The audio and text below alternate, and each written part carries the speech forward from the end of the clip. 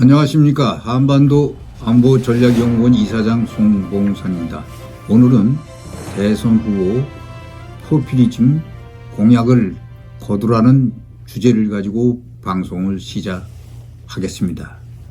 전 국민 포주기식 포퓰리즘은 국민들이 일하지 않고 공짜만 바라는 것으로 이는 결국 전 국민들을 빚쟁이로 만들고 나라를 빚더미에 올리게 하는 것입니다. 문정부의 포퓰리즘은 초인플레이션의 물가 폭등의 한탕주의식 부동산 광풍으로 전 국민을 가난하게 만드는 매국노 같다는 비판을 받았습니다. 포퓰리즘의 대표적인 국가로 석유 산유국인 베네수엘라가 전 국민 복지라는 명분으로 돈 퍼주기 하다가 초인플레이션으로 국가 부도 상태가 되었습니다. 아이들이 100만원짜리 지폐로 딱지접기 놀이를 한다는 말이 있습니다. 김대중, 노무현, 문재인 정권이 적자재정, 천문학적인 빚내기, 돈 찍어내서 살포하기로 해서 20년 만에 강남에 1, 2억짜리 아파트가 지금 30억이 넘었고 대부분 아파트 가격이 20배, 30배 이상 폭등해 버렸습니다. 젊은이들이 벌어서 집을 사겠다는 꿈은 아예 사라져 버렸습니다. 이러한 현상들이 공산주의식의 유토피아적 이념과도 같은 것으로 일하지 않고 놀고 먹겠다는 게으름주의로 만들어 버렸습니다. 북한식 김씨 정권의 경우도 협동농장에서 선전선동 전시 효과로 생산량을 부풀려 500만 톤 생산도 안 되는데 알고 800만 톤 고지 달성 선전을 하다가 상습 식량 부족 국가로 만들어 버려졌습니다. 좌파 정권의 무차별 복지는 북한이나 남미를 닮아가고 있습니다. 오세훈 현 서시장이 무상급식을 반대를 내걸었다가 퇴진한 것도 이러한 포퓰리즘에 반대하다가 일어난 일이었습니다. 결국 부동산 투기로 한탕주의식 인력천금을 노려 이제 전국의 아파트 가격이 무차별 오르는 기현상이 벌어져 좌파 정권이 다시 집권하면 서울, 강남 아파트 한 채가 100억이 넘어가게 될 것이라는 사람도 있습니다. 전 국민 포주기식 포퓰리즘은 미래 세대를 망치게 만드는 것입니다. 그런데 또 여당 이재명 대선 후보가 지난 3일 민주당 중앙선대위 회의를 첫 주재한 회의에서 이 후보는 전 국민 재난지원금을 거듭 주장했지만 여론 반대가 많자 전격 철회해야 했다가 또다시 최근 일을 꺼내들어 정부와 마찰을 빚는 듯 미련을 갖고 있습니다. 우리 속담에 공짜라면 당나귀라도 잡아먹는다.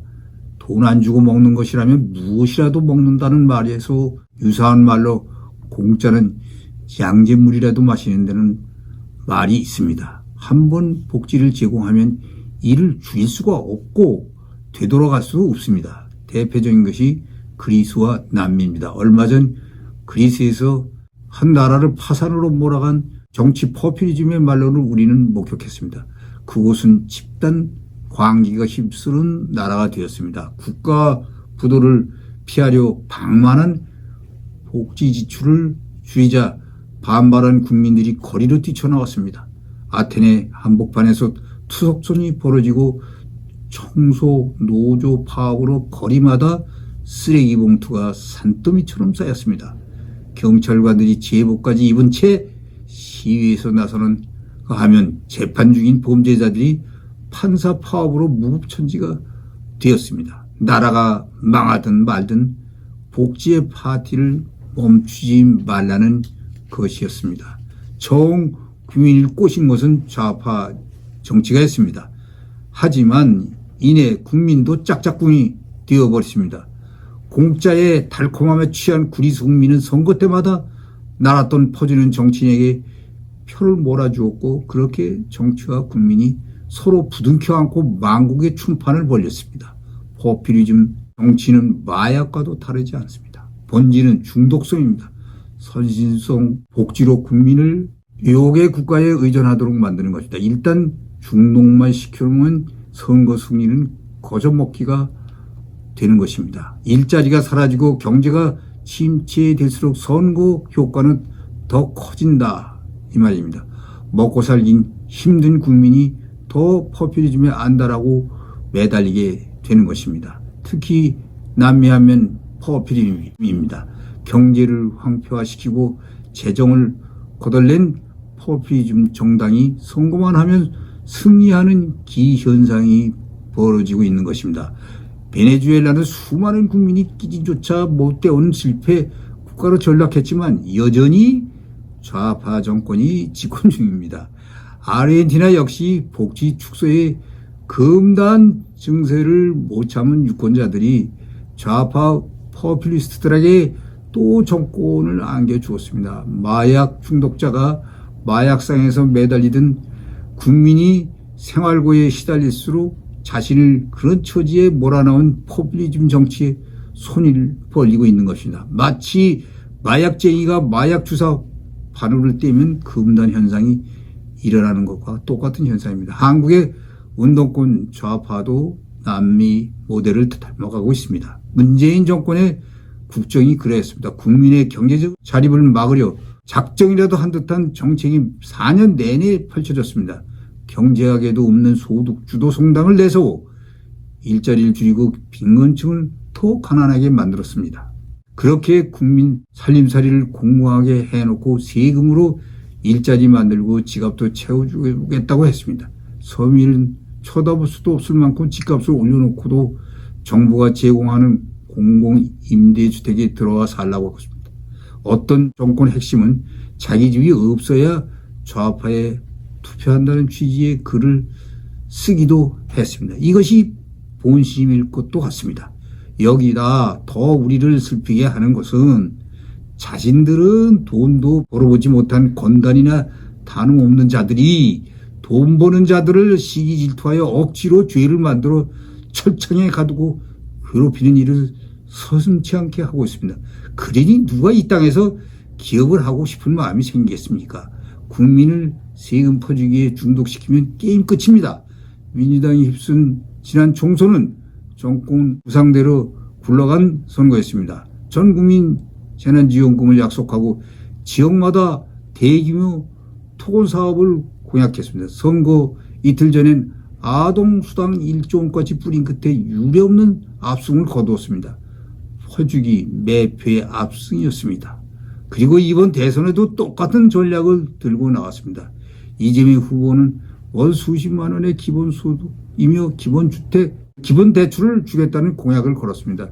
세수가 더 거쳤다는 말까지 하면서 전민 재난지원금을 들고 나와 음식점 총량제, 주 4일제, 가상화폐, 과세, 연기처럼 대주 입맛에 맞는 공약이 끊임없이 이어지고 있습니다. 국토보유세로 온 국민을 90, 부자 10으로 편가르는 식으로 갈라치기 기술도 펼쳤습니다. 전형적인 포퓰리즘 수법입니다. 퍼주기 선물을 마냥 즐기는 줄 알았던 국민이 놀랍게도 노라고 말하기 시작했습니다. 지난번 서울시장 선거에서 1인당 10만 원씩 위로금을 주겠다는 박영선 여당 후보가 낙선했습니다. 부산에서는 가덕도 신공항에 올인한 민주당 후보가 떨어졌습니다.